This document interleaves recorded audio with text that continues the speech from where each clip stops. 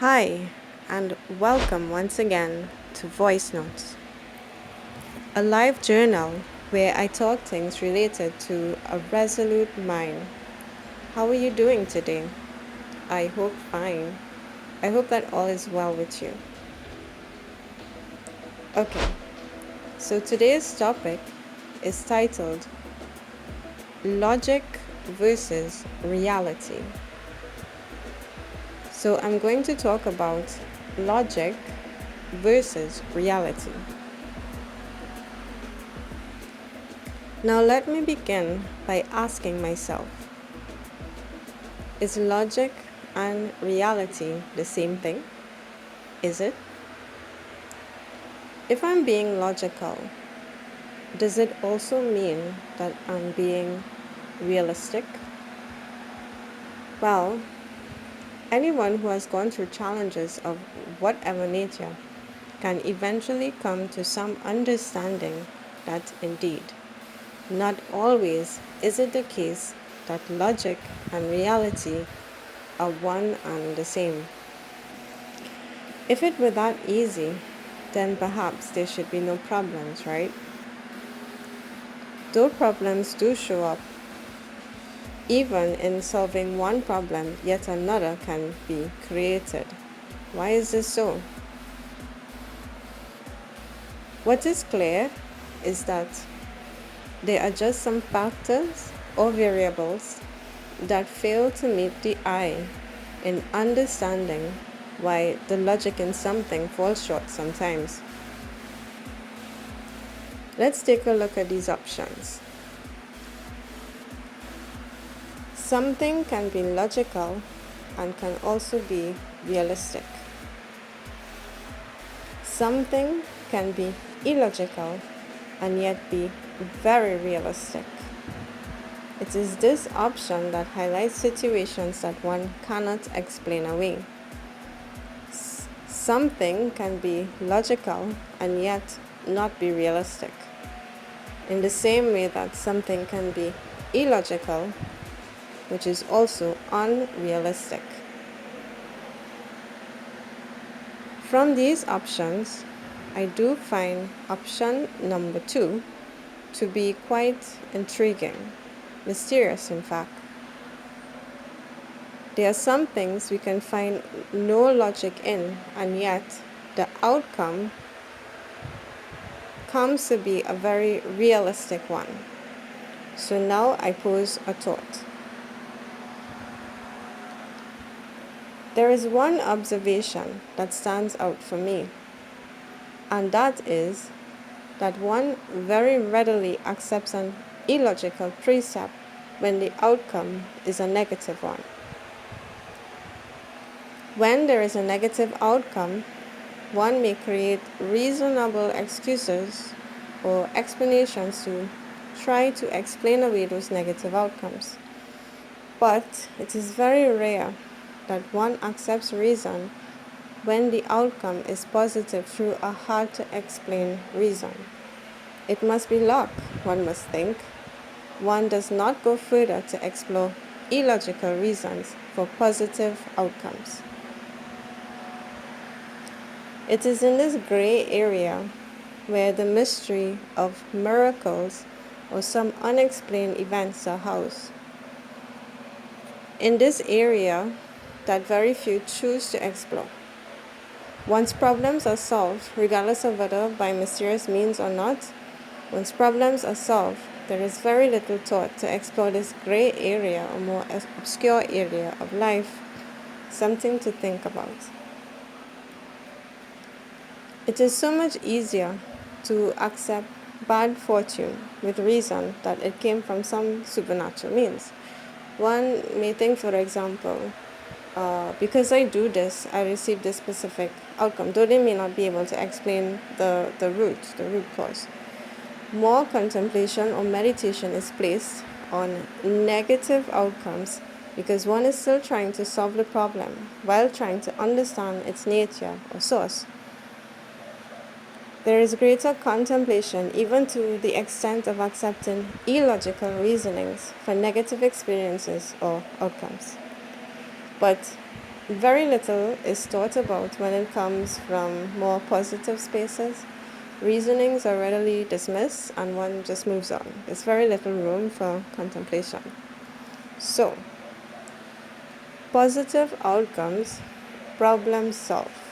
So, there's very little room or very little to minimal contemplation. Negative outcomes, the problem becomes troubleshooted. So the problem is actually in a process, and one goes through that process of troubleshooting. So in that sense, there is a moderate, a higher level of contemplation.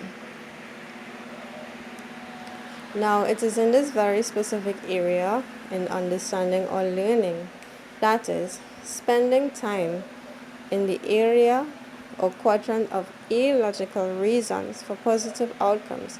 It is in this specific study that helps to finish or complete the whole. The whole, that is, the whole person is completed in a specific area of mystery. So what I'm trying to say is that one can start his work not knowing the full ending, but through very mysterious means, somehow his work has found its end. The illogical, that is, what cannot be explained, somehow is able to complete work that is very real. When his work has moved from natural to the unnatural realm, then his work is complete. When his work has moved from natural and taken through to the unnatural, his work is also very much real. When one's work crosses from the natural and reaches the supernatural realm, his work is both very real and complete. What is real work? I ask myself. I answer. Real work is any work that remains. Real work is any work that stands the test of time. Real work is any work that holds up despite life's storms. This is real work, and this is the reality in life's work. This is why this area of study is important in building resolve, because it takes supernatural effort to ensure that the work done stands and remains alive and is kept alive.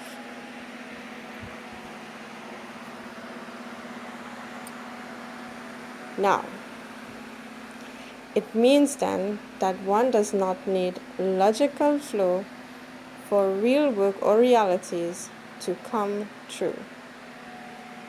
It means also that instructions received from the inner may not always make sense from the natural eye or natural understanding, but that does not preclude that following such instructions yields very real and lasting outcomes. In fact, quite the contrary may indeed occur. So, what is the block? I tell you. The logical mind may obstruct the intuitive mind when it comes to flow and the following of internal instructions. There is a block and division between the inner and outer minds. It is this block that can create a wavering or unsteady mind when it comes to decision making and action. A sense of peace is lost. Because instruction comes from a living source and place, there is only one direction the flow can go, and that is from the inner through to the outer man, and not the other way around.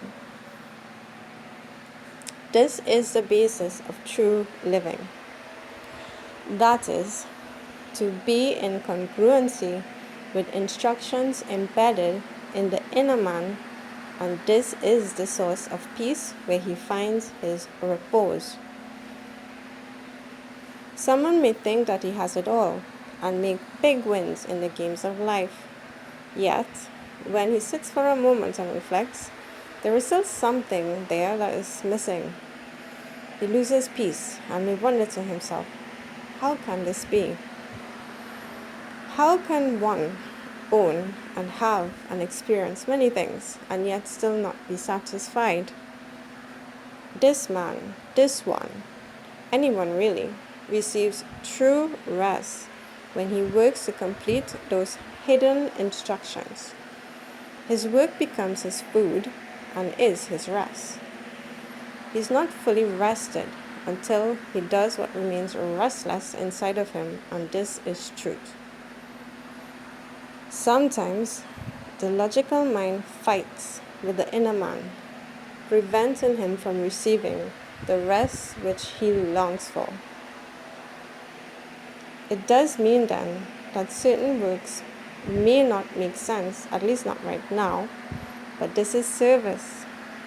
He works not because of the appraisal.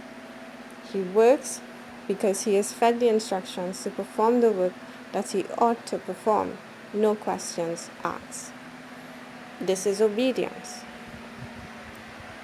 Obedience is the doorstep or the key to unlock life's surprises or miracles or outcomes.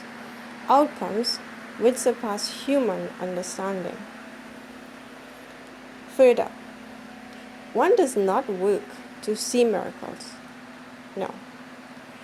He works despite not seeing anything really, and this is faith-based working. I highlight this phrase, faith-based working. Faith-based work.